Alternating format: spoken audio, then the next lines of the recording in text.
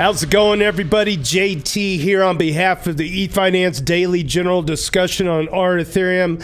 And thanks again, once again, to the EV Mavericks for letting us use their beautiful house here on Discord to host our podcast. This is podcast number 116 of the Doots Live, blasting out to you on two handles on X, Twitch, LinkedIn, and YouTube. We are super stoked today, June 27th, 2025, to have Afo, and Matt from the Greenpill Dev Guild. Say hello, my friends. Hello, my friends. Oh my gosh. There's our dad joke of the day. We got it. Awesome. Thank you so much, Matt and Oppo, for joining us. So I met Matt a long time ago on Reddit. Next Level Fantasy is his username on Reddit. We've been friends across the ether now for going on several years, and I believe we met together for the first time last year in ETH Denver in person, in the flesh. Matt and his crew over at the Greenpill consortium sponsored us to come in and do some barbecues. So I represented the EV Mavericks. We had the A word on hand, and I know Logri the Bard probably got some barbecue at that moment too. So I've been a friend, and you've been a friend with Kevin Owaki, and Afo, I'm sure you've been a friend with Kevin Owaki for a number of years, and the Greenpill keeps trucking along. Today is all about Greenpill Dev Guild, and let's just kick it off right there, Matt. If you want to go ahead and take a lead on introducing yourself, and then Afo, you as well, and then let's get into this. Let's find out about the Greenpill Dev Guild. Nice. Obviously, I'm screwing it up immediately. I'm unmuted on the Discord, right? Yeah, unmuted on Discord. Smooth start, but let me just make sure. We're good. Yeah. So within the Dev Guild, I'm just a community lead. I'm not an engineer or anything. Yesterday in the daily thread, I kind of described myself as a master of none glue guy. I think that's a pretty accurate interpretation of it. But yeah, I'm a steward of the Greenpill Network, the Writers Guild, and the New York City chapter as well. And Alpha is really the main man to talk to when it comes to Dev Guild stuff. Alpha, let's hear it. I was muted. Apologies. So yeah, I'm also steward of the Greenpill Dev Guild, as well as a steward in the network. I've been actively involved in the Regen space for the past few years now. Before that was more Web 2 based as a Web 2 engineer. But yeah, the Dev Guild is kind of it's a community of builders, and I'm trying to together to build Regen projects and support Greenpill chapters and the Regen community at large. But yeah, excited to be here. Afo, your microphone was muffled up just a little bit, just to let you know. But Afo, you mentioned you were doing some Web 2 stuff previous to getting into the Regen space. Did you do anything in just the regular crypto space developed there before finding out about the regenerative crypto economics movement? Is this Mike still going? Mike still working on it? Matt? Yeah, I'll take it. I realized I didn't even introduce myself. Can you tell I'm media trained? My wife would be appalled if she was like, oh yeah, I do that. Don't even worry about anything I do. So I guess a little bit of context, because I came into this space really at a left field, and in a past life, basically my entire adult life after college, I was a professional fantasy sports player. So through college, I was very buttoned up, white collar type of guy, and then I graduated and was like, I don't think I want to do this. So yeah, I definitely went down from the degen to regen path, and started researching blockchain more broadly, and then eventually kind of stumbled into the public good side of things and was really drawn in by that, and Greenpill podcast, and then eventually it kind of fractaled out into the broader regen public goods funding space. And I've only been in the space since last March. That was the first I showed up at a Greenpill New York City meetup, and I'm just, I burned the escape ships, and I'm just, I'm all about this. So you took everybody's money at the office water cooler and walked away and decided to do something completely different. Like you went from sports betting and like team building to like crypto betting and team building, and now you're regenerating. Afo, did you get your microphone figured out? Yeah. Awesome. I see my Awesome. Go ahead. Let's go back again. My original question to you is, you came from kind of like the normie world, so to speak. Did you go straight to regenerative crypto economics, or was there any steps in between in your blockchain building experience? For me, it was first around so my Web2 experience was around like AR building, so building industrial AR headsets, and mainly I was on the website building the video chat platform and the authoring platform where you could create conditional workflows. Nice. So then when I got into the Web3 space, I was very curious to explore AR with IoT and blockchains and kind of how you can kind of Web3, Web 3.0 technologies. And initially, I worked on some generative art projects. So kind of like art blocks, if you're familiar with, Yeah. highlight.xyz. And I was working on building basically a interface. Well, there's a couple projects, but the main one I'll mention was one where I worked on the team where the idea was to take their that they collected, their NFTs, music NFTs that they collected, and then create a generative output based on the aspects of that, music, whether it's like genre, the artist, etc., and kind of build a generative art piece based on that. And yeah, so that was kind of my initial exploration. And then I was always into Greenpill, watching the podcast. And then, when they launched the network, I joined the Discord and then started to participate in more activities. Yeah, and once upon a time, I used to edit their podcasts and videos and stuff like that. I did a bunch of that's my first EJT, and your videos were I loved your videos. They're gold. I would always share them to people. I shared them with my parents because I was like, okay, this is digestible. It's not too long, and so yeah. Yeah, I try to be like the old man oatmeal of crypto. I want to kind of explain things that a broader audience can understand, and I was very happy to be commissioned to do a series of 8 videos for Kevin Owaki back in the day, and I'll never forget that experience. And we covered everything: the Moloch, defeating Moloch, and the what is there 7? There's a bunch of them, but it was Bentoism. Yeah, 7 forms of capital, just like stuff about civil resistance. How does quadratic funding work? How does quadratic voting work? Let's just say I had enough of a budget to get a little bit silly in all the right ways and hope keep people's eyeball. And there's some of the most successful videos on that channel, and I'm really proud of that work. And I also just really dig what they're trying to do, which I think a lot of us want to learn how to do and maybe don't know what tools are needed, and that's where you guys come in, right? Definitely. I think the Dev Guild definitely serves a unique purpose in given the fact that blockchain is a very technically tech-driven space. So I think Dev Guild is very vital to serve that purpose, to bridge the technology and make it adaptable for local communities and the different chapters within Greenpill. Absolutely. And there's a little graphic that was shared out ahead of the call that I can throw on the screen here for people that are watching. By the way, this is Afo and Matt from Greenpill Dev Guild. They work within the Ethereum ecosystem for crypto regenerative economics, and they are tool providers for you if you're interested in getting into doing something with your time and your talent and your treasure to do give some good back into the world. And so this graphic here was shared. You want to walk us through this real quick? Yeah, I think we could start with the bottom layer, blockchain layer. We like to say, we build bottoms up in our space. So start there. So just to give a little bit of context, zoom out a little bit about what this is. So this is outlining the Dev Guilds with kind of the tools that we build across different layers within the blockchain ecosystem, starting from hardware down, next level to protocol, and more social reputation identity layer, and then the app layer. So really how we view this stack, and this is all kind of come together, kind of a stack that's naturally been pieced together over the past year or so from the different initiatives and projects we've been exploring, and now really trying to congeal it into a strong stack that feeds into each other, intertwines, and has a lot of net positive effects on doing one thing helps affect the other in a positive manner. But yeah, so starting with the blockchain layer, and then I'll pass over to Matt to talk a little bit more about the squad staking. But we got squad staking, which is basically staking Ethereum, but it's doing it with a squad. It's taking that 32 ETH and splitting it amongst multiple people to be validating.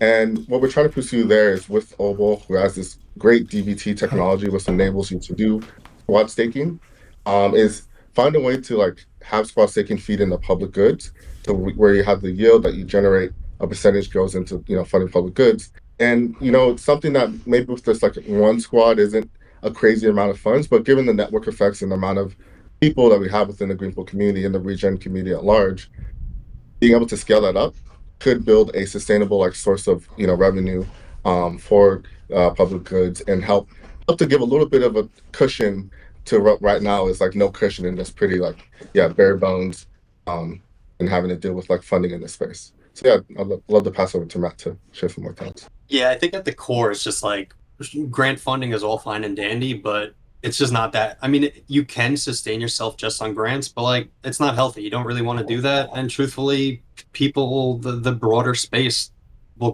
they view it as charity. Even if the work you're doing is a true public good and it's truly benefiting Ethereum and the world at large, it's still, it's a bit iffy. It's that's kind of not there's you kind of want to be plugging different money Legos together to kind of build sustainability over time.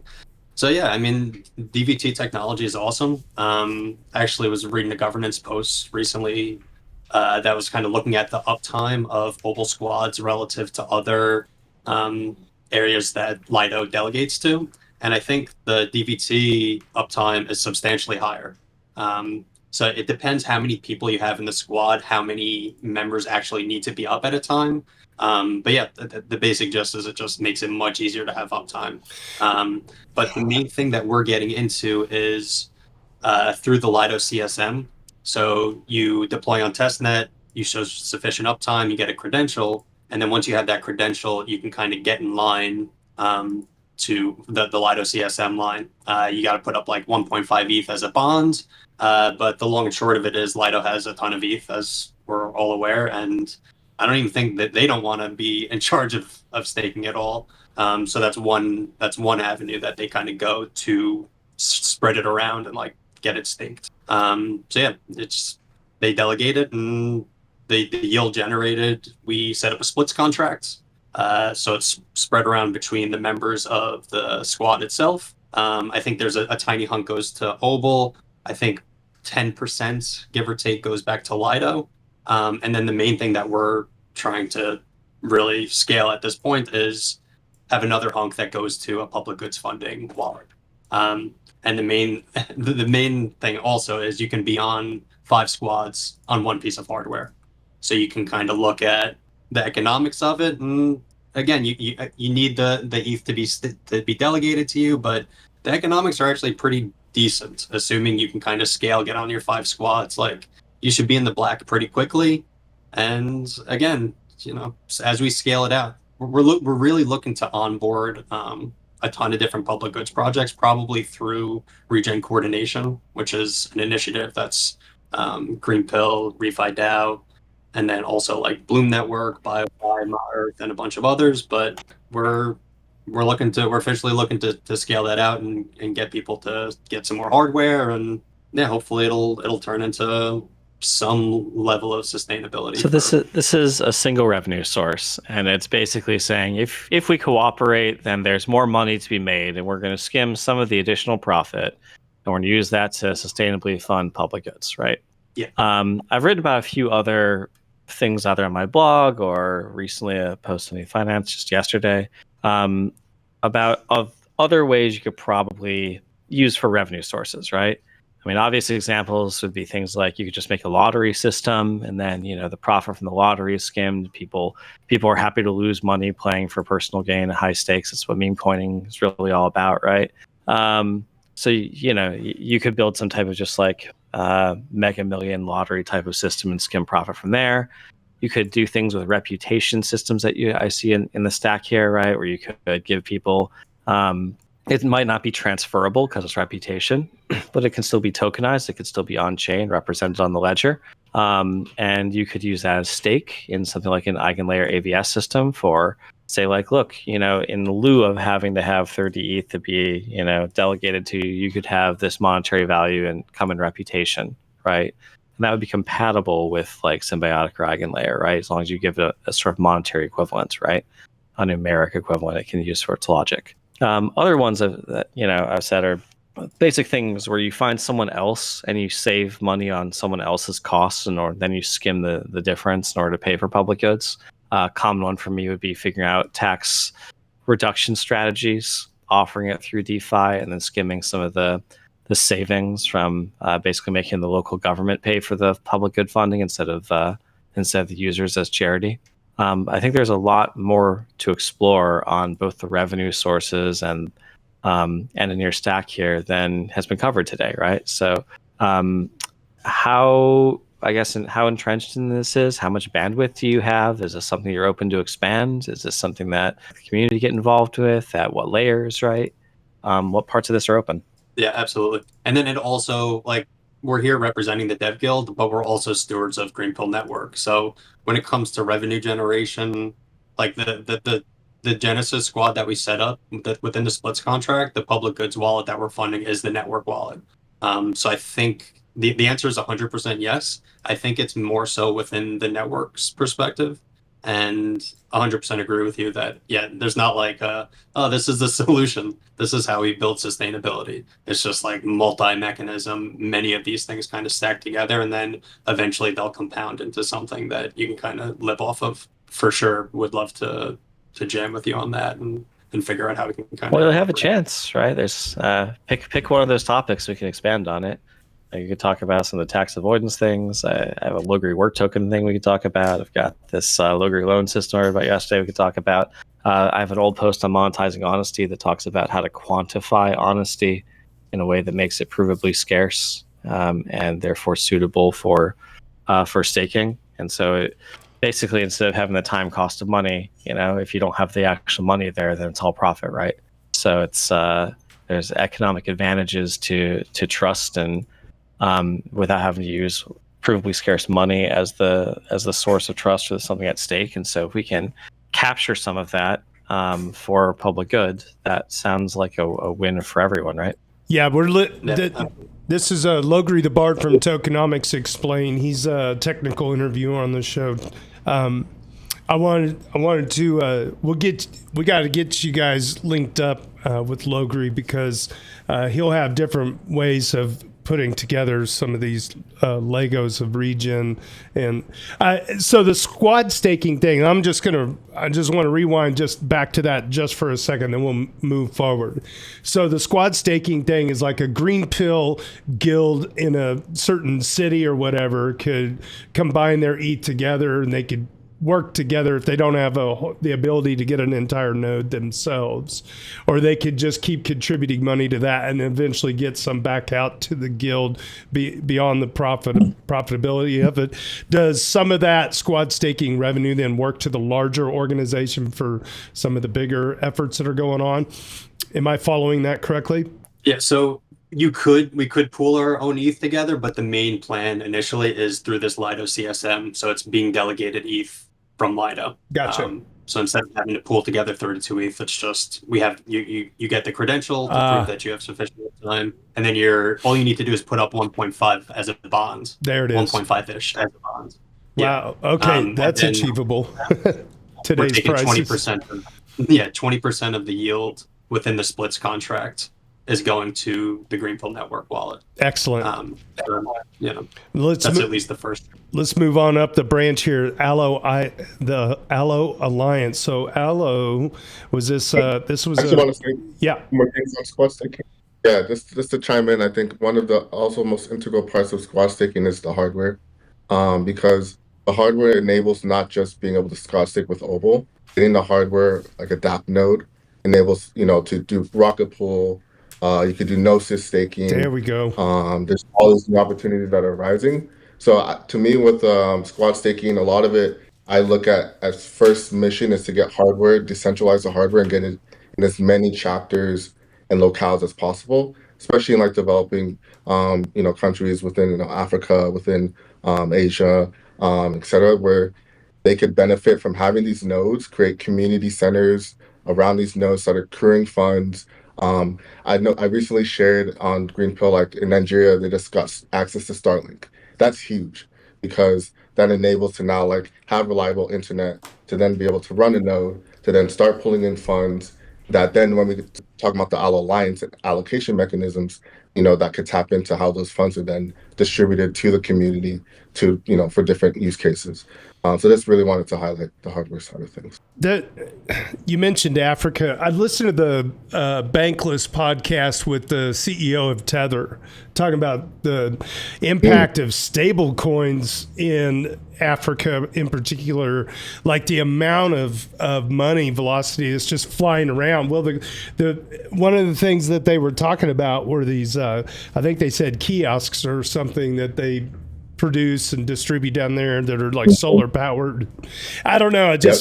I feel like the Regen movement really does a pretty good job focusing on some of those areas of the world, and that's really cool to hear that there's some alignment on that.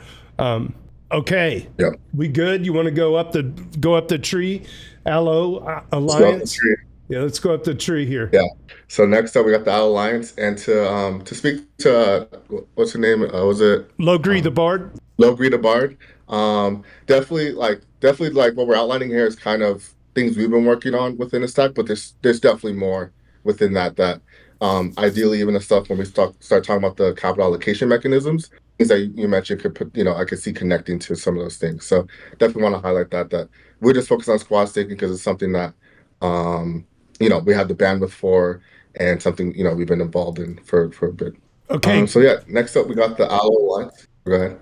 Yeah, hit it. Okay, cool. So the Allo Alliance, this gets into more. This is less of a project or initiative that we're actively, like the Dev Guild's is leading. What the Dev Guild's leading here is, like, I'd say, the incubation, a space for allocation builders. So you're building capital formation and allocation tools. A lot of it ties into the Allo protocol, Allo Capital within that ecosystem. And really the idea is to have these mechanisms such as cookie jars, which is to simply be able to access funds, like taking cookies from a jar on some recurring basis, from streaming with like flows, or what Graven's working on with flow state, as well as then conviction voting with like gardens and things of that nature. So the idea here is to have these different allocation mechanisms and help develop them and incubate them, because as builders, there's a lot of interoperability that's needed amongst our tools, because in order for communities to be able to use them well, so they're not having to sign in multiple platforms and use, kind of have to track things in multiple places. So I think the Alliance is really, first, right now, we're in an initial phase of just like sense making, kind of really, I'd say the North Star is GG24 and seeing what we could come together and build as a community of builders. But to kind of talk about how it ties into the blockchain layer, the idea, right, is that you have the squad staking, start accruing funds, right? Where do those funds go and how do you allocate those funds? So the idea is, like, with these allocation mechanisms such as conviction voting or cookie jars, you can put those funds there and then have the allocation mechanism be driven by what we'll talk about in the next layer above, which is the social layer. That's kind of the idea of how the blockchain layer feeds into the protocol allocation layer. And okay, the social layer, Greenpill, a mini app that enables the accumulation of Greenpill and refi reputation. Okay, what's this about? Yeah, so Greenpill, and then I'll pass over to Matt to talk more about it. Greenpill is kind of started, I'd say, from the Regen token. Actually, it never was launched, but I remember on Farcaster there was this movement around Regen where you could start kind of, collecting badges for different things that represent your regenerative activity. And then within the Greenpill context, started ideating around, well, how do we track things that are Greenpill related? As well as we're trying to also figure out governance at the network level. How do we figure out weighting? How do we determine, what weight one person gets compared to another based on different things such as attending workshops, attending meetings, donating, etc. So Greenpill is really focused initially on Greenpill to kind of validate and build a formula around how to kind of measure Greenpill activity. And we're keeping it focused within the Greenpill niche because when you start expanding context, it gets harder to do things well. And I think the idea with Greenpill is to create like a infrastructure, like a methodology around how you could measure impact and the different inputs we use that then could be valuable for other communities. But right now, it's simply just a Guild XYZ website that you can access, check your, if you have roles such as donating or, attending calls. And then from there, we're currently already using it for a couple network-related things, such as our Guild Garden, where you could put conviction proposals that people make, and as well as I think a few other places we're gonna look to use it. But yeah, Matt, we'd love to pass it over to you to.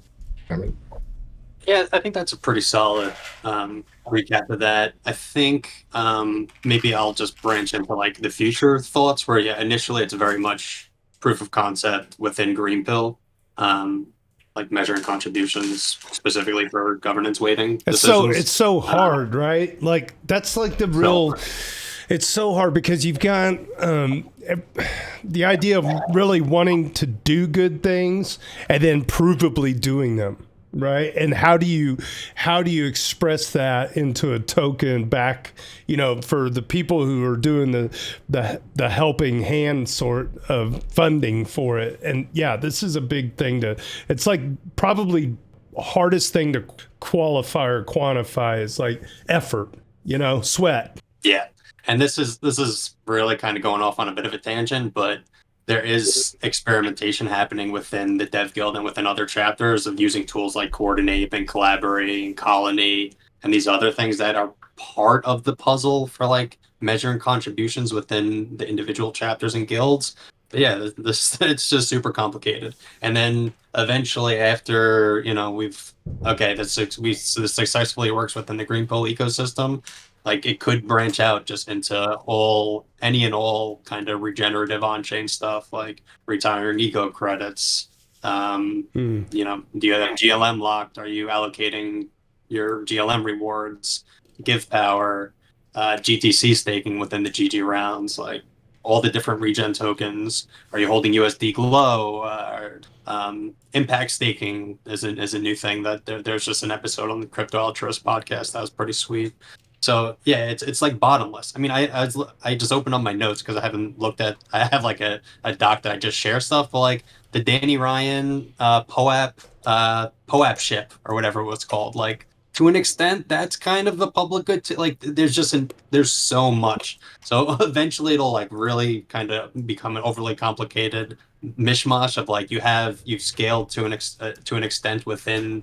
Like the reputation that you've given out, and then you can kind of look at what those other wallets are actually doing and kind of build off from there. But yeah, I just that's like way down the line. But yeah, reputation is super important. Yeah, it's difficult to tackle some of this. How do you tokenize like? What do you plan to use that reputation system for? Like, how can we get more out of that once it's there? And what's the basis for it, right? So reputation is kind of amorphous thing to most people, right? So how do you put a number on it? And then what can we use that for? Yeah, it's tough. Please insist. I think to like kind of respond to that, I think it's like that's why we're focusing on Greenpill right now, because it's a smaller context window, and if you expand it too much, it becomes way harder to do this in a way that feels like people are gonna respect the quality. So I look at it more of like figuring out the methodology and kind of observing the ways to like how governance is built over time and how people how different inputs come on chain, and how then in the future when a new community is forming, you could kind of already bootstrap them with some of these inputs that makes it easier to track. So I would say like right now I think it's really focused on the Greenpill context and using it for governance within the network. Like we are currently in a phase that I would say inflection point where we're looking to enshrine more official structure within the network. There's kind of been a lot of things that aren't enshrined, and roles, responsibilities, etc. And then to do that initial election, I'm actually so grateful that we even have Greenpill in its current state. Like it's not like perfect, it's but it's already gives us a allow list of active stewards, contributors within the ecosystem. That so it's a threshold system right now. It's like here we just have a hash set, if you will, of addresses tied to identities, and we say like, okay, here's your whitelist. You don't have a numeric score on it. No, yeah, like I would say like long term, I'd probably lean more towards badging, and then having maybe you have a set of badges gives you access to certain things, or rather than like getting into like a leaderboard type of scenario. Because I think that sometimes I'm just thinking about. I guess I'm going in a totally different direction. Of can we use like that if we were to numericize it, if we were to quantify it in a way that makes it scarce?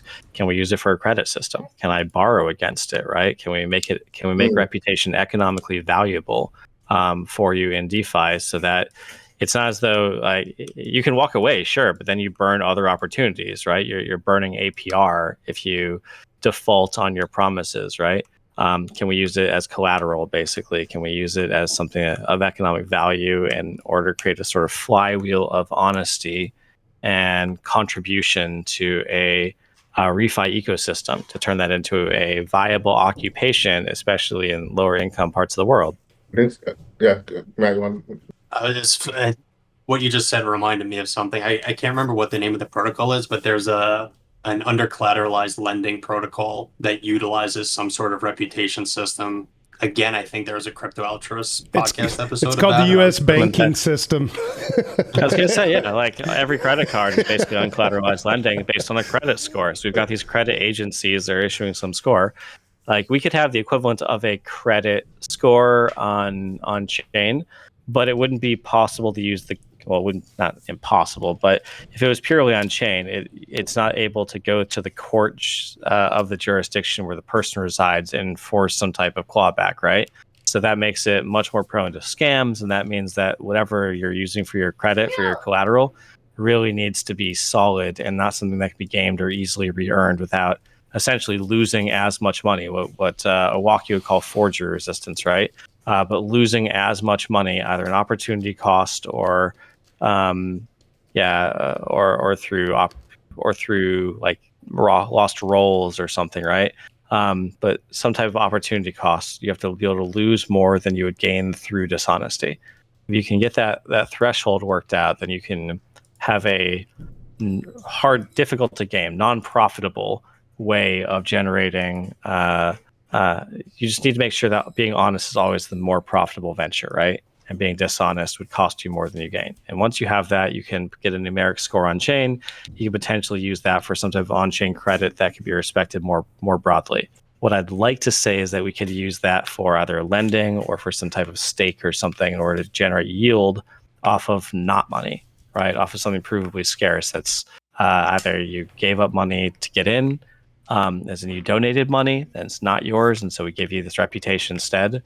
Or you could have exploited something, and so we use this for like bug bounties or something, right? Where people, white hat hackers can look at how much they gave up by not hacking it, right? We could give them some share of that as credit.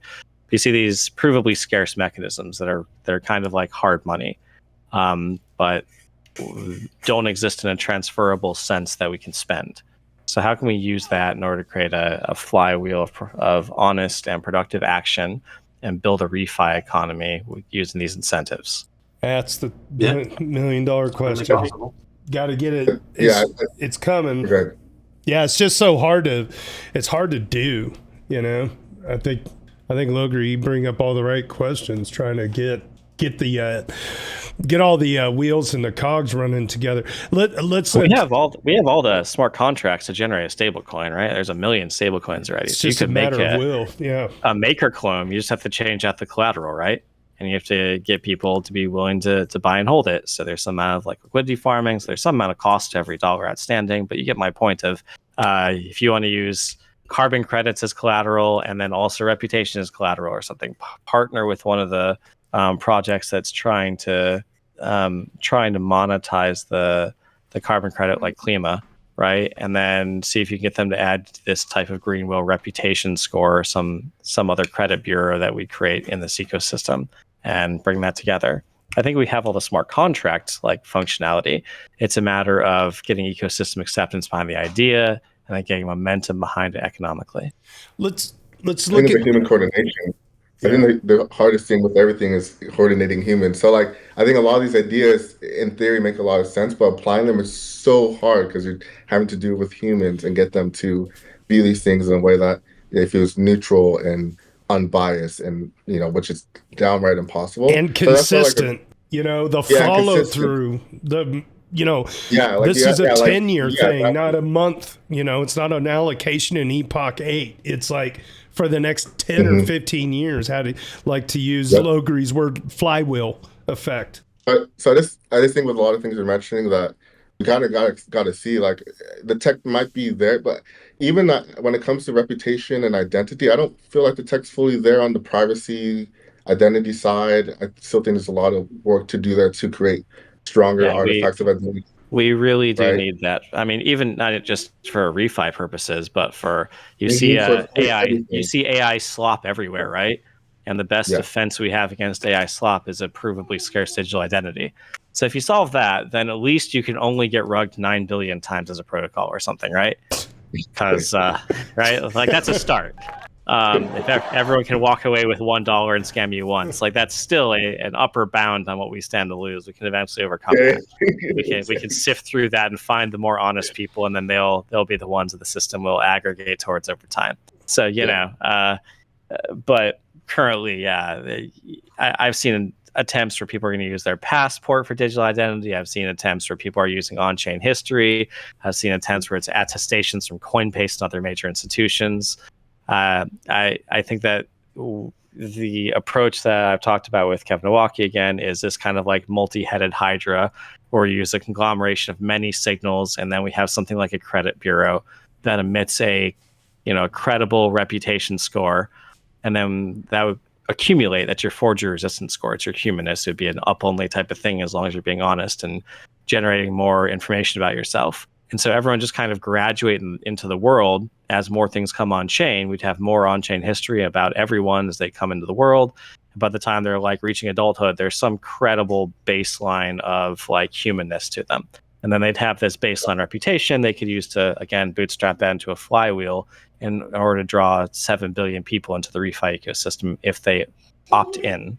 And that's why ZK and privacy is so key, because one of the key things we all complain about Web 2 is the data rights, and kind of access, everything's public and all your data is highly visible. So I think ideally for a lot of things, we have to have zero knowledge. Like we need these artifacts enshrined within at the protocol level, blockchain level, to enable in my opinion, to be feasible. Because I just think if we create a whole social credit system that's tied to public actions, I find there's a very slippery slope potentially to walk down, where you could kind of really dox anybody, which I guess you could already do in a lot of ways.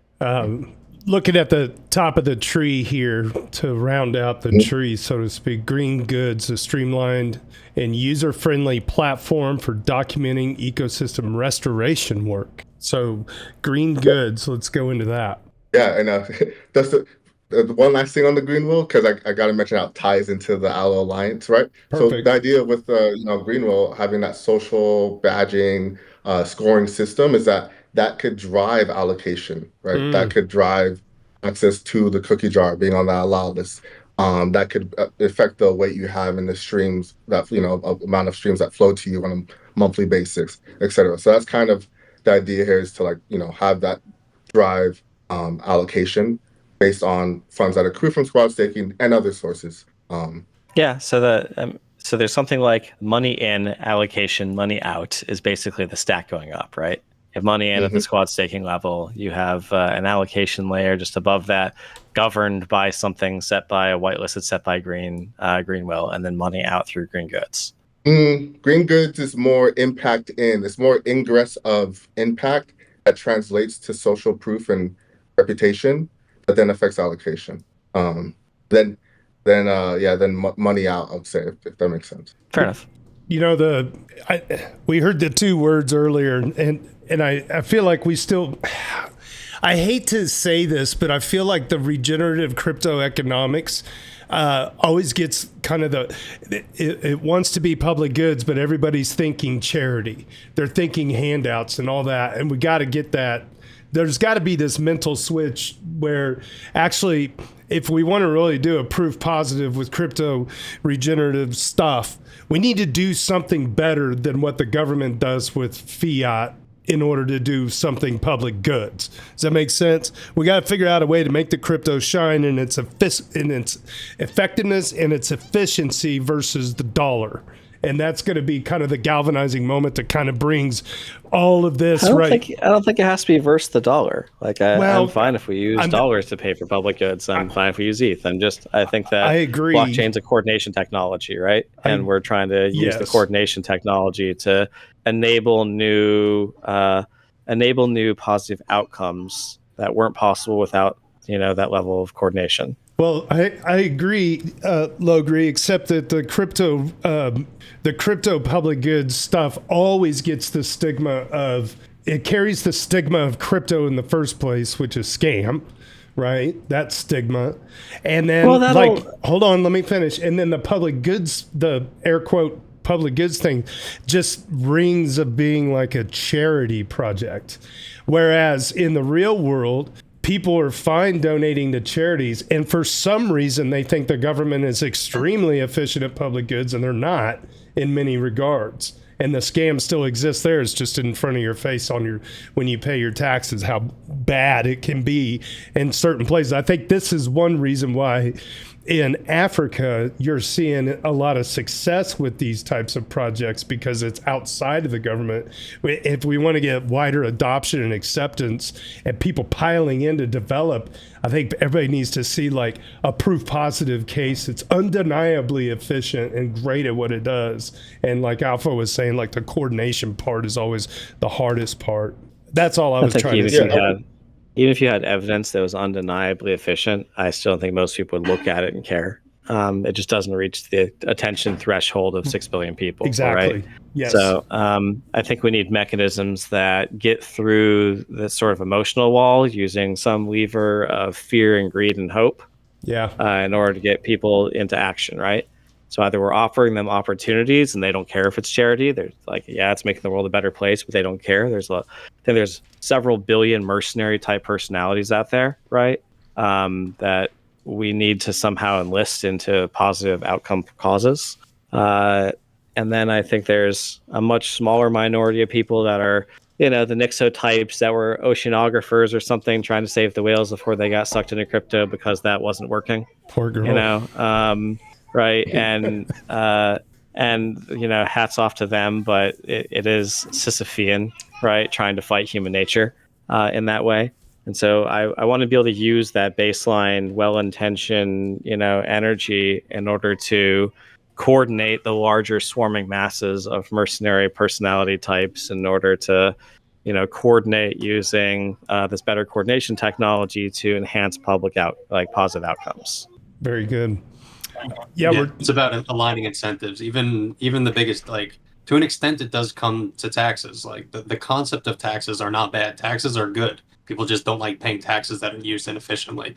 But even the biggest degen in the world, they could be utilizing protocols or even just utilizing Ethereum that's burning ETH, that's somehow to an extent funding protocol development. So yeah, a thought that I kind of wrote down for myself as well is I think within the public good space now, you're kind of seeing, I feel like we're in the depths of despair. Everybody's kind of bummed out. And the shift that you're seeing now, you see it obviously within Octane Epoch 8, that's entirely revolving around Ethereum dependencies and the Ethereum infrastructure.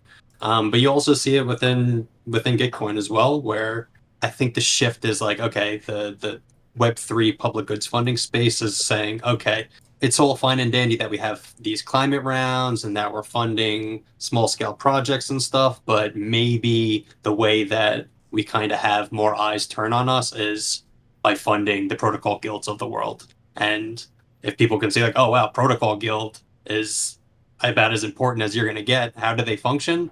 They function from public goods funding. How did Grow the Pie come to be? Public goods funding. Yeah. I think that's, and then from the more legacy world perspective, what JT was saying is right. It's the crypto space thinks public goods funding is a bunch of hippies, charity, and the legacy world thinks it's scammy because it's related to blockchain. So you're kind of swimming upstream in two different respects. Exactly. Yeah. My kind of thought with the legacy world is the end goal is to prove to have some sort of proof that using these Web3 public goods funding mechanisms is more capital efficient than governments. Bingo. And it's leading into the United Nations SDGs. Potentially it comes into the creation of the eco credit side of things, but it's a tough one. I think I do. Go ahead.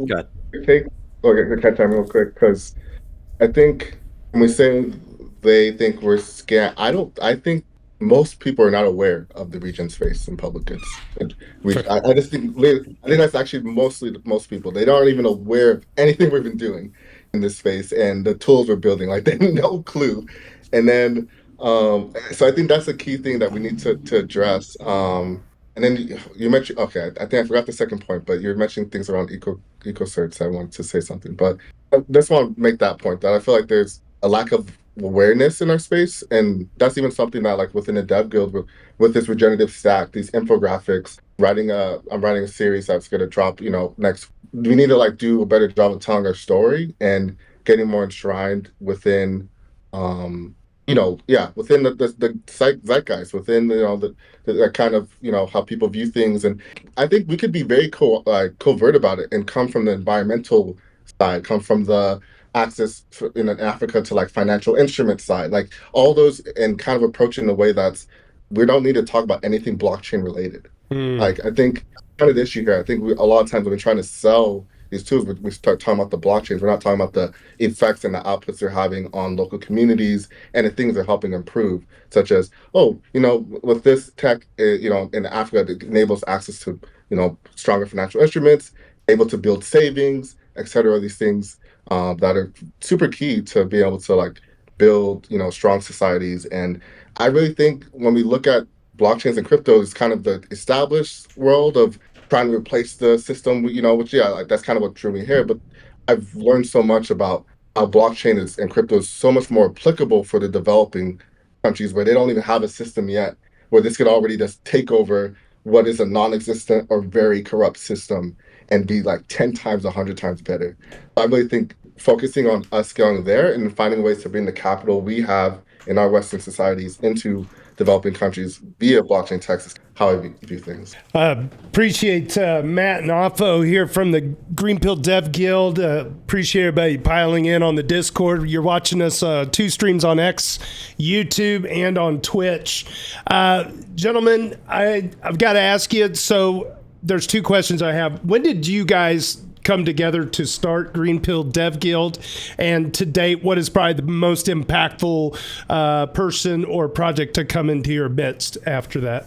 Okay, yeah. I just showed up at a call because it's an open call and just eventually figured out how I can contribute. But I'll follow you, please. Yeah, Dev Guild started as a survey sent in the Greenpill Discord, as you know, JT, to all the people that had the dev role in their introduce yourselves. To send out the survey, who wants to jam and talk, building tools. And then from there, it was a weekly call that we still have the same time. And then this was consistent, just every week. It was just a few people to start, 3 to 4 people. And then when Matt joined, it starts to go up to like more 5 to 10 people. And now consistently we have like, 10 to 15 people on our calls. Nice. So yeah, it's kind of where it started. And yeah, Matt, what was the second question? I was just curious what projects out of the Dev Guild, what's probably been the most impressive result of this meeting? Well, I guess I'll just show Green Goods because we didn't touch on that stack. So Green Goods is really, I would say that like so fundamental. The Dev Guild is built upon Green Goods. The reason being is that before it was called Green Goods, it was called Camp Green, which was an ETH Denver project, one of the first Dev Guild projects we did. Before that, it was an initial project called the onboarding app, where we're like, let's create an onboarding app for like all Greenpill. So like initially it started very big dreams, and then it kind of scoped to like, okay, let's make it very simple and focus on like one thing, which is biodiversity and restoration work.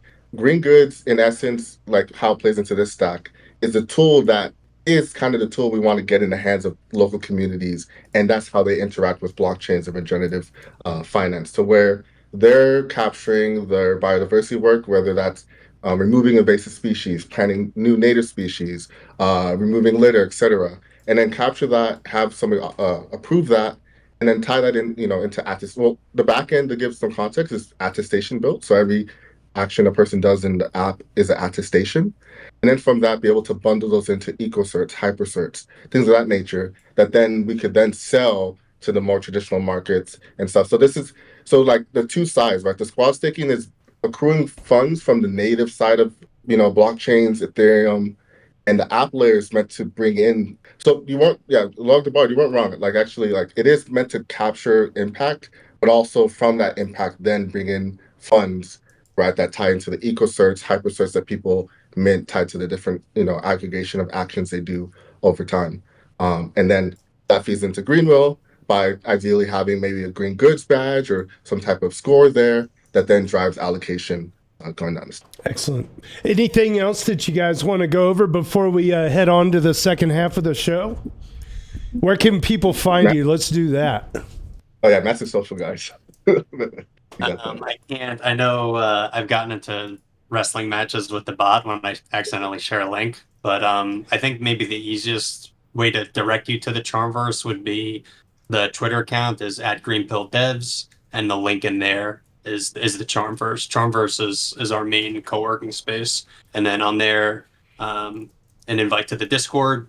That's really also our main home. Information about the open call that's every Tuesday, Luma, etc. Pretty much everything that you can boom.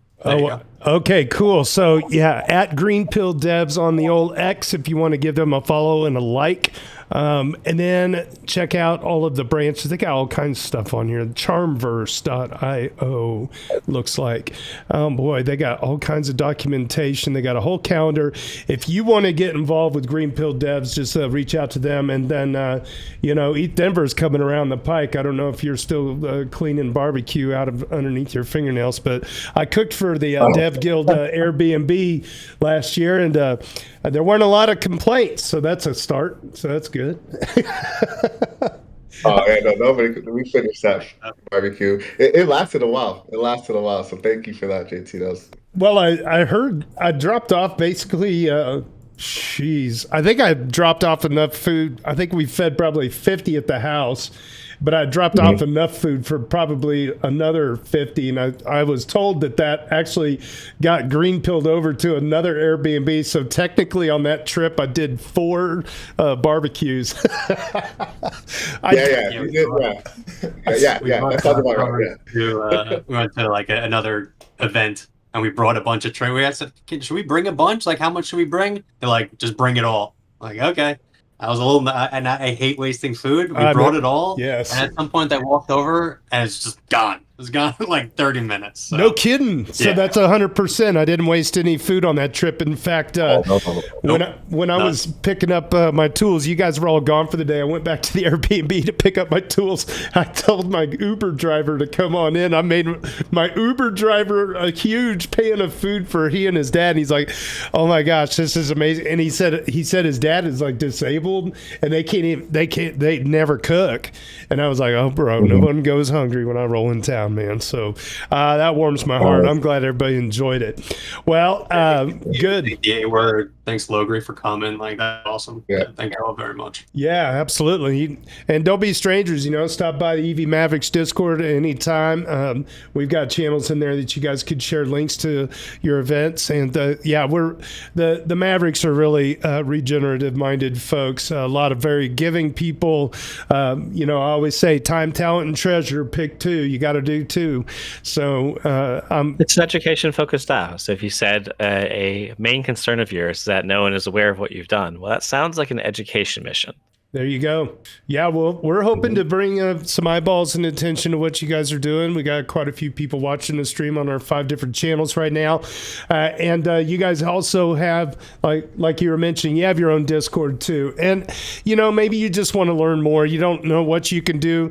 Well, I'll tell you what, you'll never do anything if you don't put one foot forward on that and go dive in. There's always a need. Yep. Somebody can use you over there. And let's get some positive vibes going in this space. All right. Yeah, we're always open to builders, new engineers. I'm joining. Very good. Yeah, there's plenty of there's so much talent out there, and it's just it's just one of those deals where if you're not sure, somebody's going to help you figure it out. I promise. They will put you to work. You may end up volunteering and doing more than you ever thought you were capable of. I mean, look at Matt. This is a guy that hasn't even been in the space for much more than a year. And you can tell because he looks perfect. He's not stressed out. He's not overweight. He thinks about that beard. He's got a baby now. He's thinking ahead about saving the planet. And, the crypto space hasn't done him in. Full head of hair. Yeah, and he's got a full head of hair. Look at that. I've only been in crypto for 10 years, and this is, it all slipped down the back. That was all, no genetics, all crypto, baby. That's what happens. No, I'm kidding. My nose hair I trimmed my nose hair this morning just to make sure I was ready. I was presentable. So I was telling you before, like, you saw me yesterday. It was a different vibe, but like, all right, I got to turn my camera on today. Honey, get me a shirt. Oh my gosh, that's so good.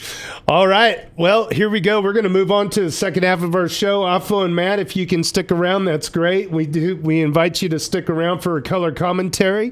If you need to go, you can just do an Irish goodbye, and that'll be that. And with that, let's go ahead and dive on in to our Doots of the Week. This is always a really fun time of the show. I love doing this right here. This is our 116th episode. Well, the Weekly Doots live stream is all about showcasing the best of the week from the ETH Finance Daily Journal discussion on our Ethereum. It's a read-along reaction series, and if you want to follow along, head on over to dailydoots.com, designed and produced by our very own Henny Abu. Big thanks to Tricky Troll for capturing and curating each day's Doots, and the A word for curating this beloved weekly list. Subscribe to us on Apple or iTunes, whatever. Just search ETH Finance EV Mavericks. Dudes podcasts also available on Libsyn, Spotify, wherever you get your podcasts. After the show, you can mint this episode at pods.media/EV Mavericks. And as always, if you know anybody that wants a piece of this action, make sure you send them my way. And with that, let's get right into our leaderboard. I'm going to go ahead and refresh the page just in case the totals have updated. Aiden Cairo rounding out the top 10 at 118, tied with Ethical Trade at 118, JS Tears at 119, Crypto Out Currency at 122, Hanny Abu moving on up to 132, Tricky Troll moving up to 158, Benito 2030 at 173, Logri the Bard at 213, Super Fizz at 226, and ladies and gentlemen, we have a new leader on our leaderboard for the first time, Harog at 227 Doots. Harog has been absolutely crushing it as of the last couple of years here, just incredible. We got a slew of events coming up. Going on right now, looks like where is ROU? That's not Roman. I can't even pronounce this. ROU. What country is ROU? Chat, help me out. ECC coming to Cannes, France. ECC Week, Pragma, East Global. This is the big conference coming up. And then let's see, Naples, Italy is a Napul ETH. Hope I'm saying that right. Berkeley, USA, SPC, the Science of Blockchain Conference 2025, Pragma, New York, in New York City, August 14th, 15th, 16th, 17th. ETH Global is also there in New York at that time. The Web3 Lagos Conference in Lagos, that is Nigeria. That actually would be kind of interesting to go to because I feel like Africa is just going bonkers on crypto right now. It's so cool to see, quite honestly. All right, good. There we go. Boom. Let's go right on over to our podcast. If you want to subscribe, there's all of our channels right up there. And coming up, Sid Powell from Maple Finance, Mike Rainbow from Rainbow Wallet, July 18th, although I think I might have to move him because I was told my wife is making me pay for a trip to Michigan. So that's going to be fun. Mark Mirabella from Insuro, July 25th, August 1st, Paul Berg from Sablier, Loring Harkness from Shutter Network, and one of my new favorite heroes out there on the old X and YouTube, Leo Lanza, August 22nd. I just recently did a post on him and using the Mavericks channel in mind. That guy deserves 100,000 followers on X. He's a little over 5,000 at this point. He does a really good job. I mean, he's got a little bit of everything for everybody in the Ethereum world, and I think he's just breaking things down in a way that is digestible and easy to understand. All right, here we go for our morning roundup for this week. Alexis Kef chimes in. Ethereum Frank the Tank gives us a price of $24.37. I don't even want to open it up right now. And $10.9 at the dismal ratio of 0.0288. Our weekly haiku courtesy of JS Tears, stables from the outside, DeFi volume amplified, reference price glide. Wow. How does he do it? JS Tears, your haiku of the week. Excellent job. Thank you so much. And our ship post of the week by Faru Zerker. That's a newer name. Let's see what their score is right at the moment, huh? Duder number 3 makes our ship post of the week because we always like to save the best for first. Ethereum's violent pumps are fueled by the tears of our Ethereum users. The tear tank is filling up, but not fast enough to hard boil the crab. We need April and May levels of drama, hysteria, and desperation for it to take off. So based on my state-of-the-art sensors, we'll reach those levels of pain by mid-July to consolidate a rally to 5K by mid-August. Okay, it is known, it is written. Giveth. Okay, very good ship post of the week by Faru Zerker. All right, moving on. CMonkey82 shares a cool validator consolidation tool and shares his process for securely upgrading withdrawal credentials. CMonkey writes, a couple of days ago, I posted a link to the Pectra CLI tool for air-gapped validator credential management and consolidation. I thought I'd share some notes from my experience with it. This is not intended as a replacement for carefully reading all the documentation. My air-gapped environment is Tails, so the only thing that persists are the files stored in persistent storage. With this configuration, here is the workflow. And there's some code and some stuff here I'm not going to read. If you want to check this out, head to dailydoots.com. You know what I'm going to say, and I know that Matt and Alpha would appreciate this. CMonkey82 is this OG from the Ethereum Reddit for years. We went to Hawaii for HodlerCon a few years ago, okay? You know what he brought? His validator. He was like validating in the hotel room while we're supposed to be on vacation, but it wasn't even like a regular computer. I mean, I think he was like toying around with some like, I don't know. It was a very simple machine, but he had built this thing, and we're in Hawaii going, man, you are amazing, validating from the hotel downtown Honolulu. Well, Legend. The definite legend. We were all just like, we're not worthy. And everybody's like, I'm missing attestations, but CMonkey82 is not. All right. Well, look, your ears are burning. User Next Level Fantasy, that's Matt right here, rounds up some Regen news. And according to Matt, the Octane Epoch 8 cohort was announced. Teams advancing Ethereum's roadmap in 4 areas: direct protocol improvements, shared infrastructure, open dashboards, data sets or studies, and finally, protocol level research and specification work. ASTA's Circuit Scan, Grow the Pi, Orbit DB, Powder. There's a whole host of different projects that are all within Octane Epoch 8. And that, I think, goes live is it June 11th. I think I read something like that. So it's coming up, or July 11th. Sorry, coming up pretty soon. Somebody can help me out with that chat. You can put it up in the Doots podcast chat on Discord. It'll show up on the screen. Put the restream chat up here. Okay, very good. Greenpill Dynamic NFT campaign, he goes on, officially dropped from Atlantis. This is the first season. Turn the pill from red to green by completing bounties created by impact orgs around the world. Atlantis has been in a couple Octane epochs, and the Impact Miner Foundry Landscape app suite feels like a pretty important piece of the puzzle for onboarding people and incentivizing regenerative actions. For example, collaboration with the Solar Foundation. And there's a link there. Let's go check it out. All right, the tweet says Solar Foundation, together we can excited to launch our Solar Savings Circles collab with Nita Labs and somebody else to empower rural women with solar and productive appliances. We are also working with Atlantis P2P to amplify participants' voices by encouraging testimonials, ideas, and feedback. Very cool. Very, very cool. All right. Goes on from there. Ma Earth Community Mapping Leaning Lab, July 8th, with Cameron Ellison, who is the Field Science Director at Rainforest US. Hey, that's pretty cool. All right. Got all kinds of stuff. Community mapping. Cameron is passionate about exploring the connection between people and landscapes, blending pencil and paper participatory mapping with GIS or GLS. remote sensing, and emerging technologies.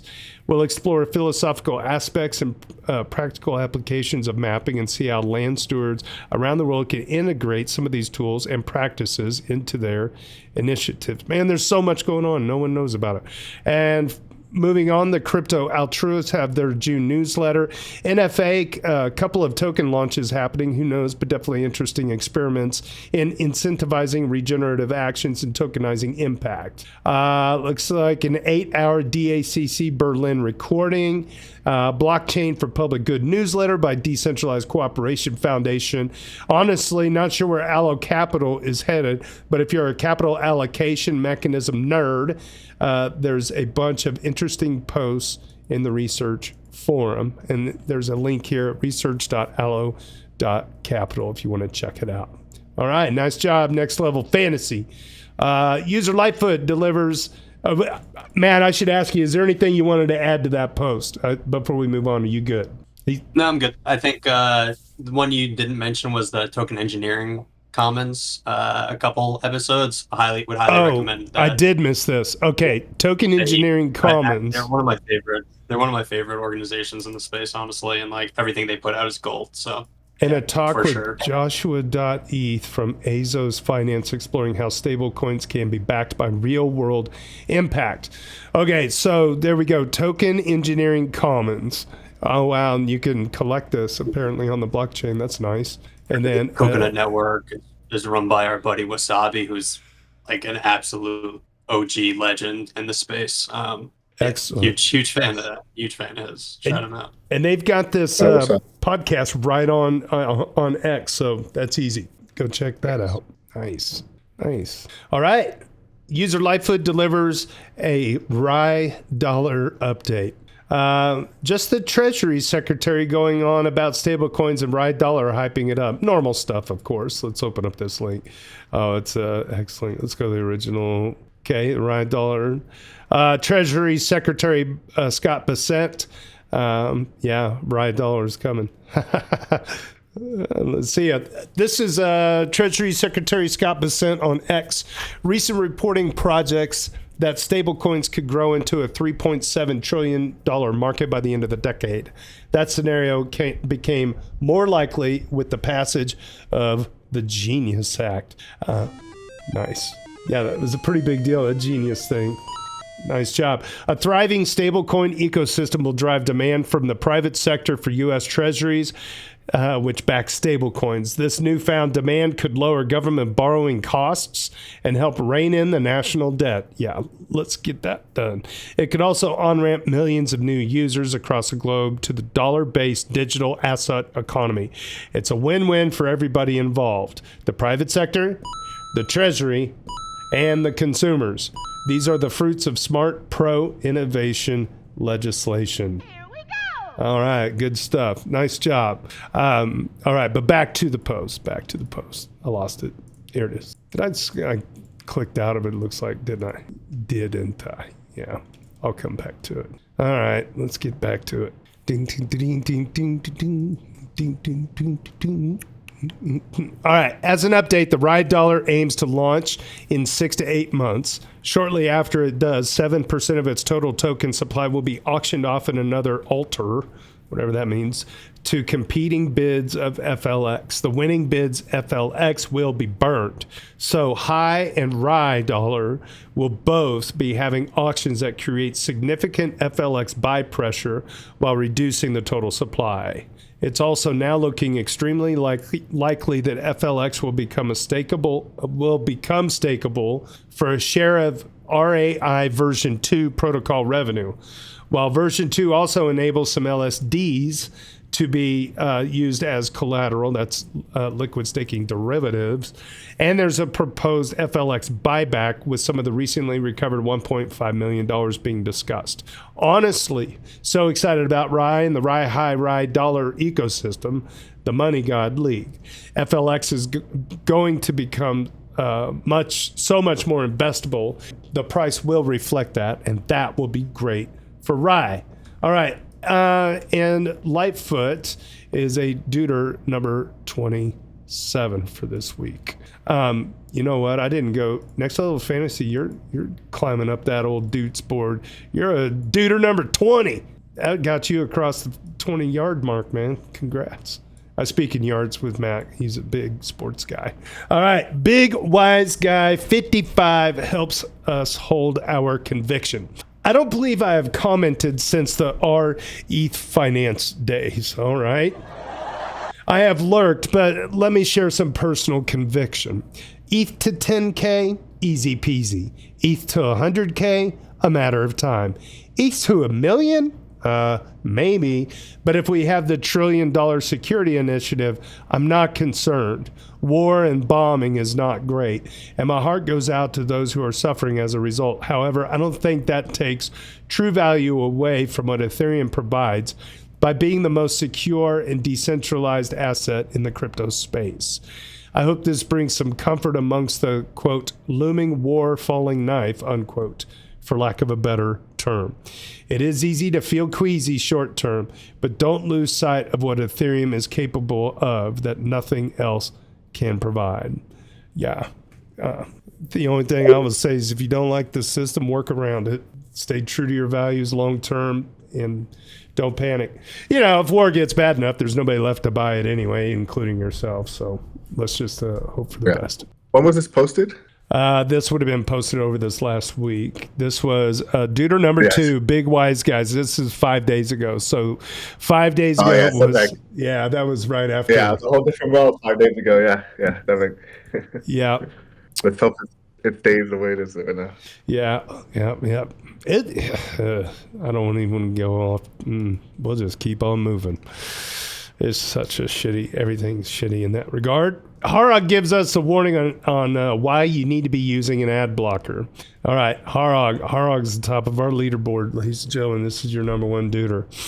If you do not have an ad blocker in your browser, here's one more reason to install one. In the last few hours, the Cointelegraph website got hacked. And apparently, if you went to the site, a pop-up appeared which led to a Cointelegraph ICO airdrop, obviously fake, which then wanted to drain your wallet. As far as I understand, the website did not really get hacked, but an ad banner added malicious code to the website, which allowed the pop-up to appear. It is well known that ad banners can be a source to compromise your PC, as the ad delivery networks do not or cannot really check what they are delivering. This is called malvertising. Obviously, users with wallets are a great target for these types of attacks. I personally use uBlock Origin and Privacy Badger on my main browser. uBlock Origin has worked flawlessly for many years for me now, roughly 10 years. And before that, I used AdBlock Plus for many years. My router also has a simple ad blocking feature which protects devices and apps which do not support ad blocking. Ooh, that's kind of cool. As always, downloading a browser extension is something which needs to be well thought through. In essence, they are pieces of code which alter the behavior of your browser. If they are malicious, they can also be a source to get compromised. In the case of ad blockers, the choice is very clear, at least to me. You can also use a browser which already comes with a feature to block ads. Brave would be such a browser. Vivaldi and I think Opera also come with ad blocking included. And there's some sources on X that you can check out about the Cointelegraph stuff. Yeah. Bummer. Brave. I love Brave. Shout out to Brave. I use it. I mean, some people are kind of frustrated with it for a variety of reasons, but it's like, you know what? You could always go back to the typewriter. I mean, you know, it's something. There's the original ad blocker. Just use a typewriter, you know, send shit in the mail. I'm such a smart ass. I don't mean that. I do. My buddy Patches from the Rocket Pool Discord is a big typewriter guy. I love. He's entertaining to me with that stuff. That's why I thought of that. But yeah, ad blocker for the win for sure at minimum. And Brave Browser gets some love from the chat today. All right, user PA7X1 is a formidable FUD fighter. These are facts. I get it. Look at PA7X1 is a duder number 91 for this week. Amazing. Gish Gallop make a number of factually wrong statements without evidence or proof. Unfortunately, it's more time consuming to engage in disproving stuff with facts and data than it is to post bullshit every few days. This is how disinformation looks like nowadays anyway. It exploits this asymmetry. Almost all usage metrics are down only as the common cry of concern against Ethereum. PA7X1 says that's false in all accounts. Layer 1 gas is used at max levels historically and basically capped at the maximum set by the network at 36 million gas limit or 60 million target. Layer 1 transactions per second are also flirting with maximum levels, which is consistent with the above figure for gas. Blobs were capped for a long time at 3 months after releasing them. Now that target was raised to 6. We see them increase again. Layer 1 and Layer 2 transactions are literally at historic record and rising. Another piece of FUD. Most L2s don't generate any real revenue of size, and the only one, all the revenue goes to a company.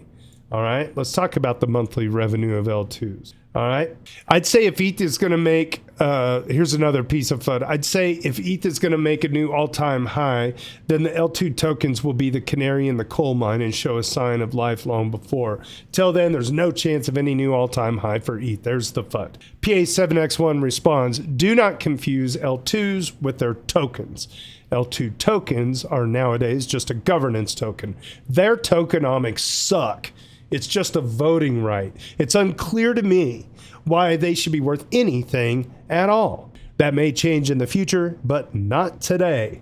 L2s, on the other hand, are thriving and growing as the charts above show. And then the other piece of FUD, many L2s are shutting down.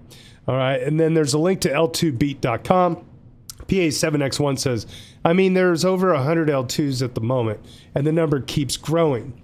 For sure, this space will have to end up consolidating. That's what happens in a free market. Excuse me. But for the moment, this number has been up only, and then follows up with 4 different links. See, this is the problem. And it is a problem. It's this asymmetry of information. It's played in politics. It's played everywhere.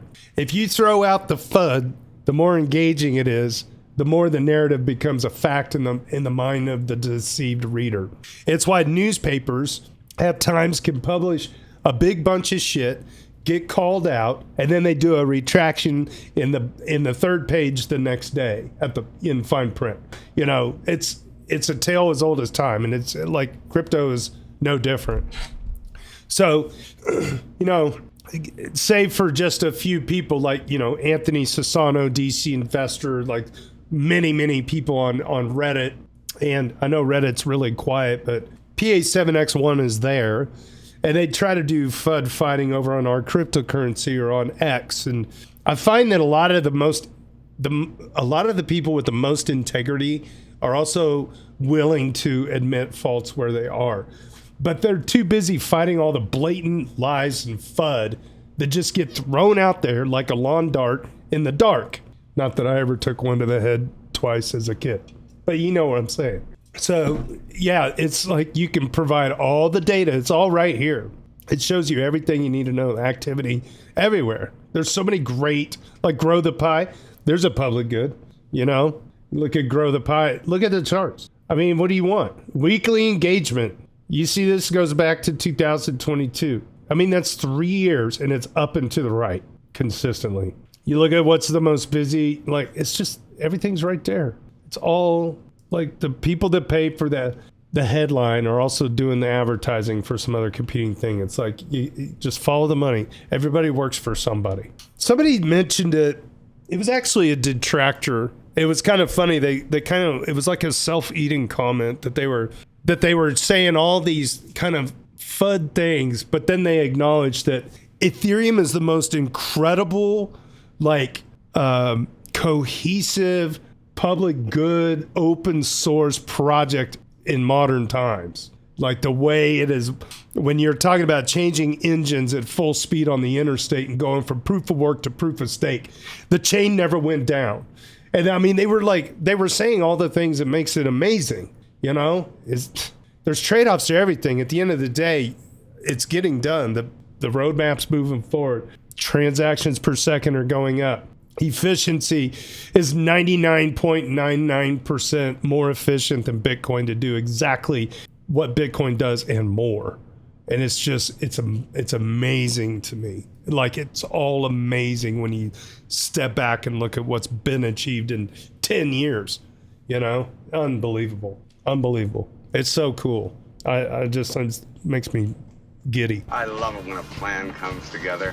All right, good. Here we go. Tricky Troll raises a concern about the U.S. economy in the short to medium term. Oh, I remember this post.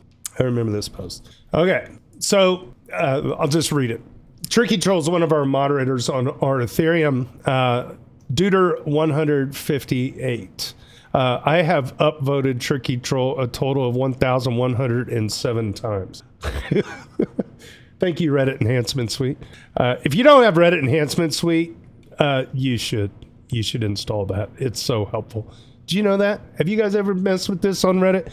Like, you can mouse over and look at somebody's history, and like, it's cool. And we got moderator toolbox, so it's a little different. But Reddit Enhancement Suite's how I do all the scoring for the Doots thing. If people make it on the daily, they get a point. It's nice. It's cool.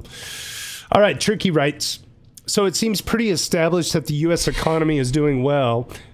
Doing well is a prerequisite for crypto and ETH doing well. All right, there's the premise. So I have a question. I will try to avoid the obvious politics, which we all know about and have our own opinions on. But there seems to be a lot of evidence of a growing issue of rising from the ICE raids and the deportations, air quotes. Side note, this is a very misleading term since people are often being sent to places which aren't where they're from. Anyway, the fact of the matter is that a lot of tax-paying hard workers, some legally working there, many not, in the USA are suddenly disappearing. And there are many reports of businesses, particularly in agriculture and construction industries, being unable to find workers, with huge shortfalls in labor. In agriculture alone, this has projected to cost the U.S. literal hundreds of billions of dollars, since as many as 40% of ag workers are undocumented immigrants. Even if ICE doesn't remove every immigrant, many of them won't want to show up at work or places they spend their money for the fear of being kidnapped by federal agents or organized people posing as such.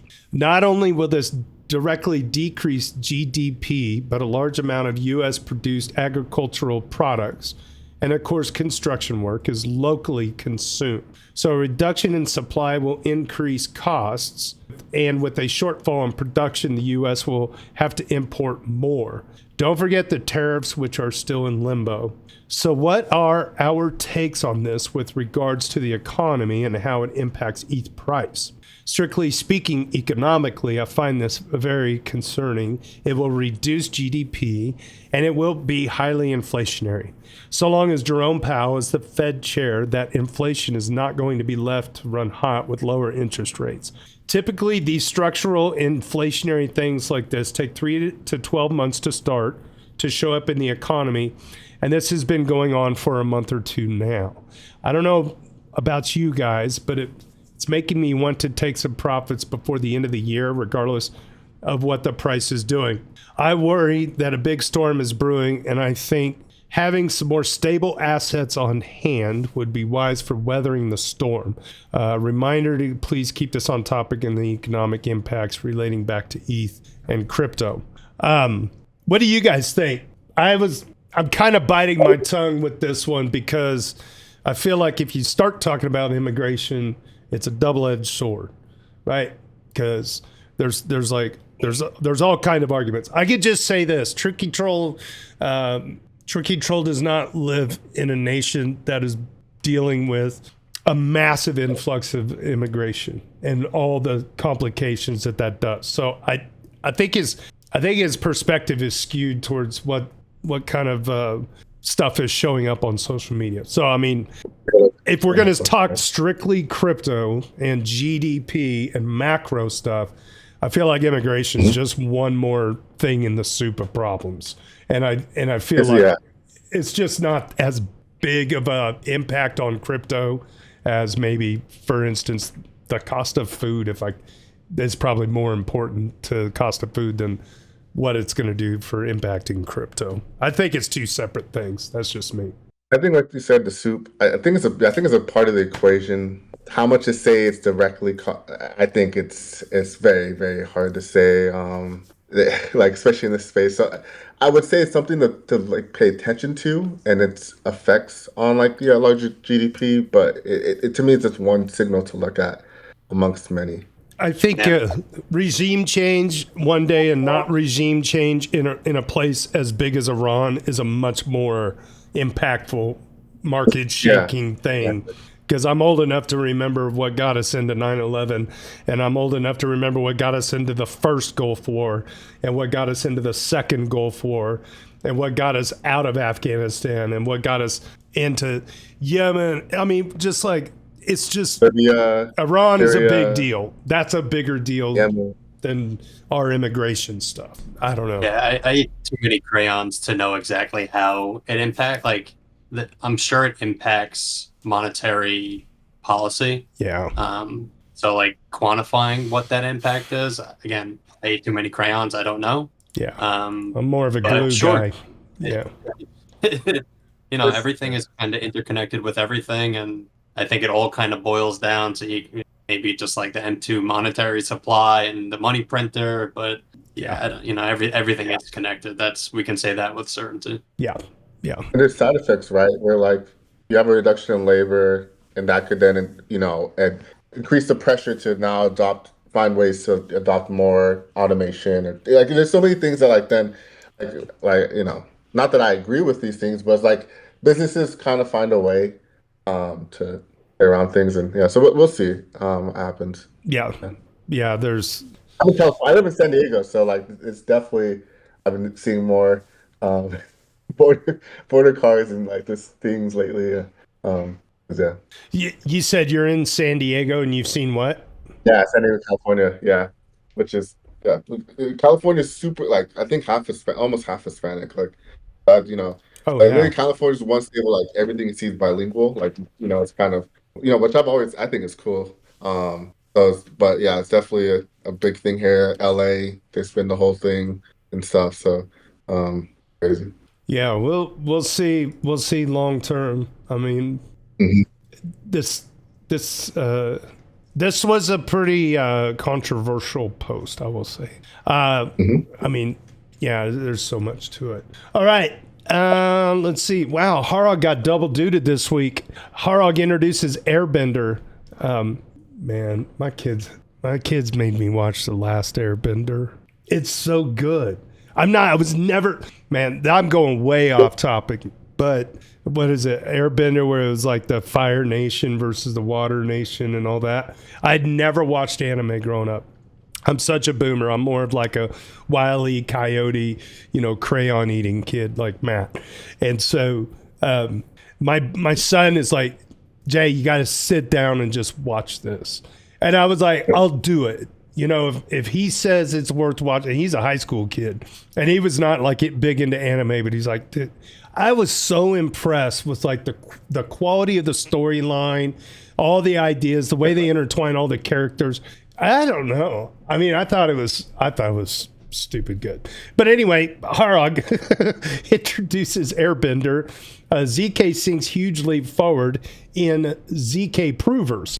ZK Sync just released Airbender, an open source general purpose ZK prover. It runs on a single very high end professional GPU, an H100. Oh, that would make Logri the Bard creaming his chonies. Airbender is about a factor of 5 faster than the closest contender. It takes them 35 seconds to prove an Ethereum block. We can compare this to the SP1 release by Succinct Lab a month ago. They were able to prove Ethereum blocks in under 12 seconds, but needed 160 high-end consumer GPUs. The RTX 4090. Geez, they had 160 4090s doing that. What?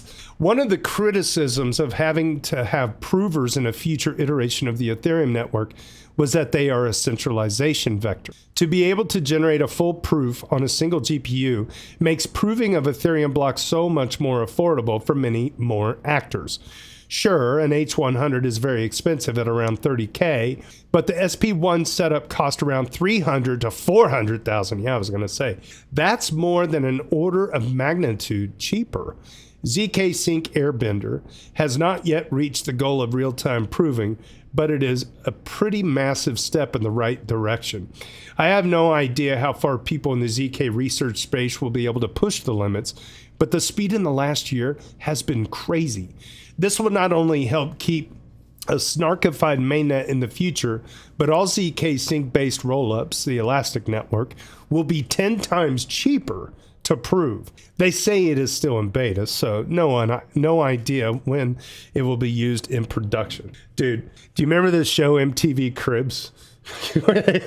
Could you imagine like if it was like an Ethereum nerd's like, hey, come on into my house, let me show you something. And then they like open up this closet door. It's my H100 over here. I'm proving on the ZK thing.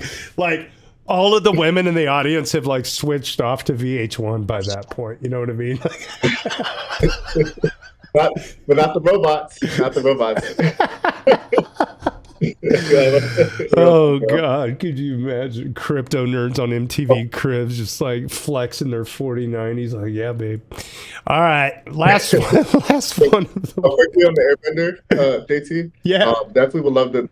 I'm gonna drop a link for Wafa, but it's heavily inspired by Avatar: The Last Airbender. It's a project. It's my own personal project, but like I love that you've watched Avatar. That's hey, great. throw that in a DM on Discord so you don't get botted, and I'll throw it, and then I can throw it in the Doots podcast chat, and so it'll actually show up on the screen. Maybe it's something that's typable. But yeah, if you want to do that real quick while we're here, and then we'll wrap up this live stream. So, Carrie, take me through that again. It's something you helped create? You're muted.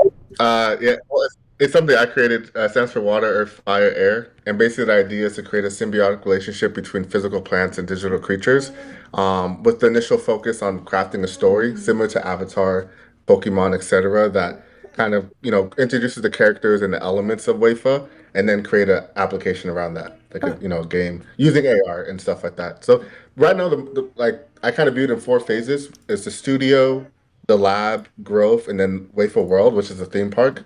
And I always tell this, anybody that I talk to about Wafa, I have one goal in life. Matt knows this. That's to open a theme park. It can have one roller coaster. No way. It can even just have. I don't care, but I want to open Wafa World someday, and it ties into this story. And yeah, the initial focus is the story. I think we need to do a team building project at the barbecue in Denver. We get some PVC pipes and a trash can with some wheels, and that's your track. And we just like push you in the front yard of the Airbnb. Welcome to Wafa World, Eat Denver 2026. Let's go. Yeah, like Wafa World starts as a pop up. Yeah, it starts as a hacker house. You take it's like the origin story, and it's like we're building our first prototype today. It's just like a bunch of stuff from Home Depot, just like trailer wheels that are just like haphazardly glued on the bottom of a trash That's what I used to do. I used to in my backyard dig holes, and like I got my neighbor's dad's golf club, and we'd play golf and like mini golf and stuff. This is my wheelhouse. Climbing on trees, creating weird contraptions, ramps to take our bikes off of. Oh yeah. Every kid's got to have a bicycle ramp. That's for sure. But I found that like you can fit right through butterfly handlebars with tassels on them if you get the right approach, So, the butterfly. All right. Okay, I'll put this in the chat. And I'll put it up if you're on Discord, this is going in the Dudes podcast chat. And if you are out there on Twitter and X, you can see the link. I'll just say this so it'll move it up a little bit. Check the link above. There we go. So take a look at that. So I hope you get your theme park someday, man. You deserve it. You deserve it. All right. Astafari 12. I love saying his name. He's a duder number 40 this week. Covers more crypto-friendly policy out of the U.S., this time for mortgages. The quote, U.S. Director of Federal Housing Bill sorry, let me rewind. U.S. Director of Federal Housing, Bill Pulte, has ordered Fannie Mae and Freddie Mac to, quote, count cryptocurrency as an asset for a mortgage, unquote. Fannie Mae and Freddie Mac, that was a big deal back in the early 2000s. Pulte has stated this decision was inspired by, quote, President Trump's vision to make the United States the crypto capital of the world, unquote. And there's a link to the CoinDesk.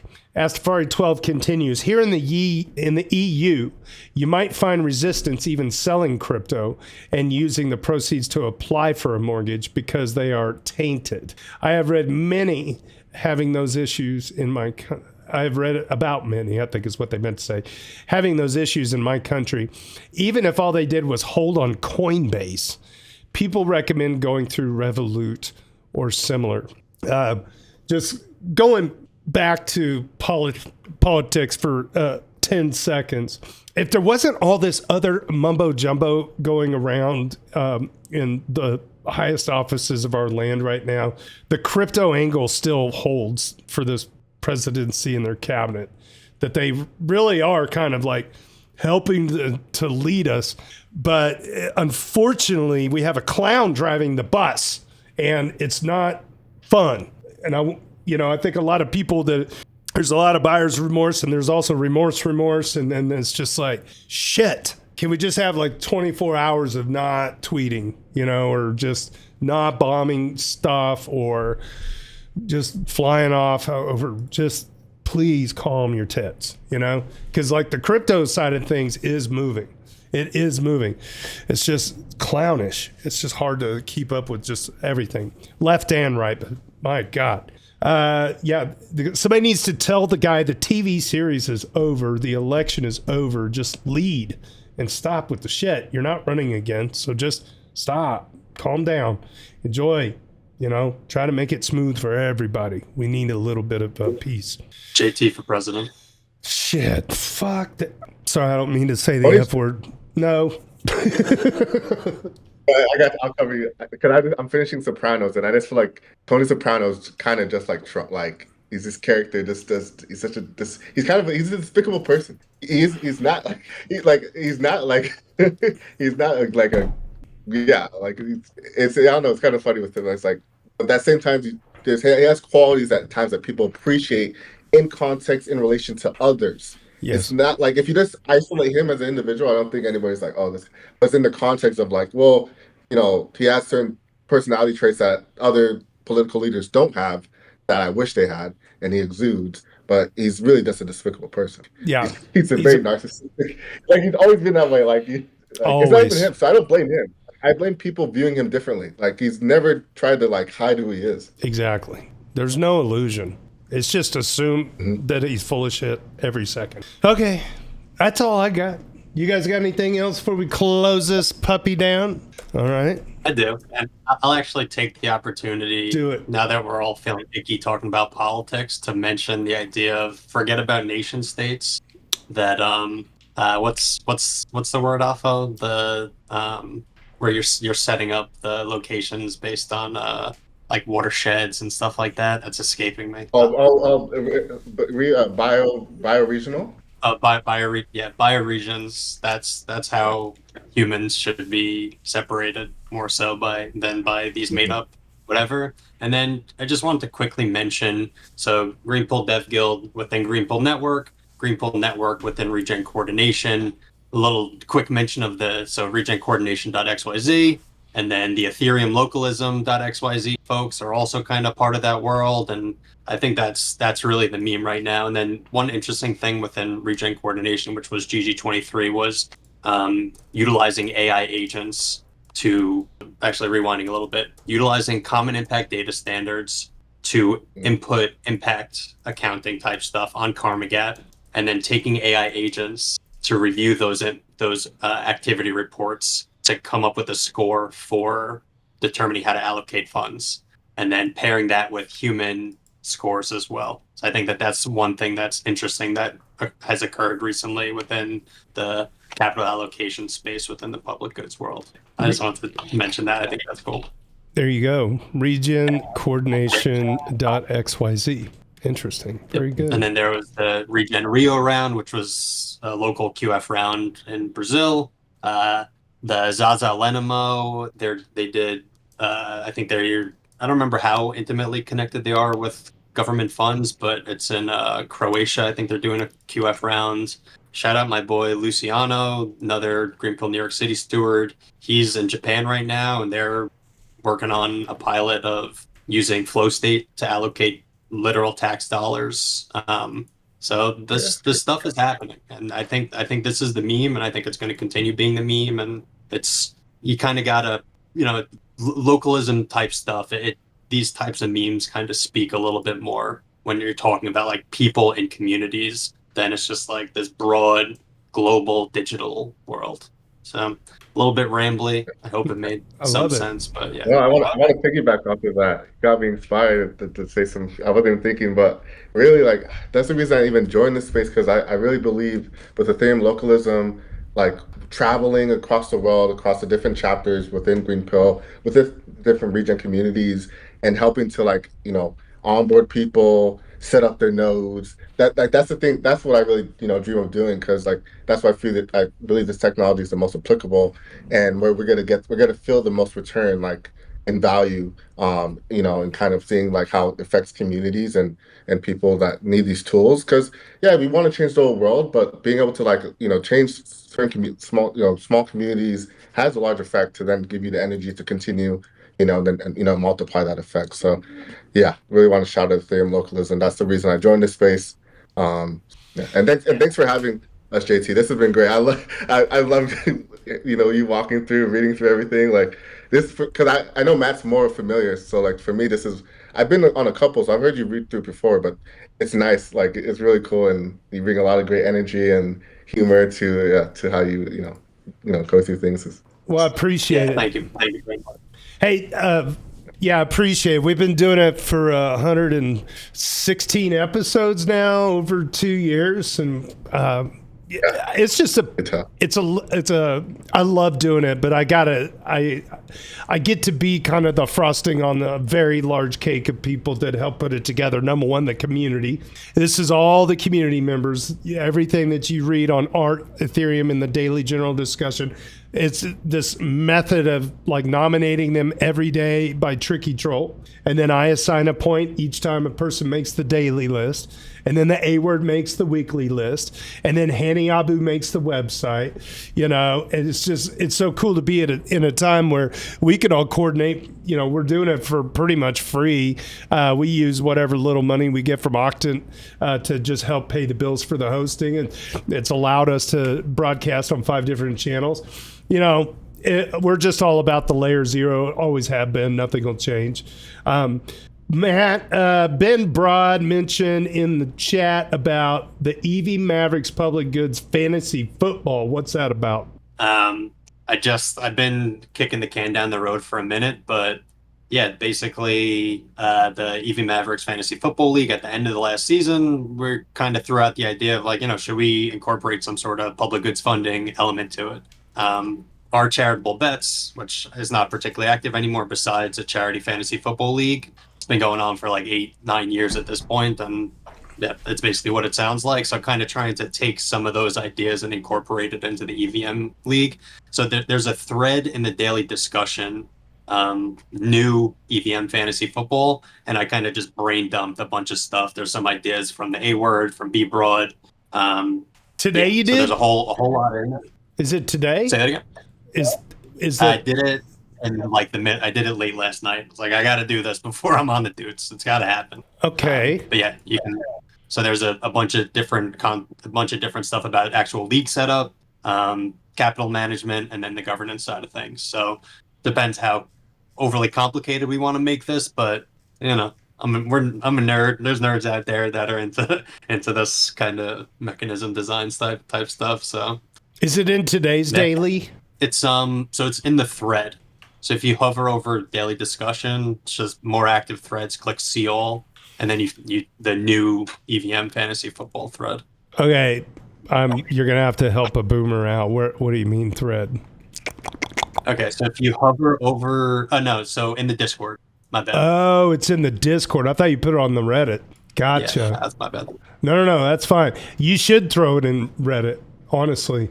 Both, like, yeah, but we can coordinate on Discord. But yeah, getting people kind of interested in helping out because I think that's fantastic. Yeah, just toss it in the Daily Journal. But yeah, if you're wanting to learn more about it, G said it's in the daily discussion on the EV Mavericks Discord.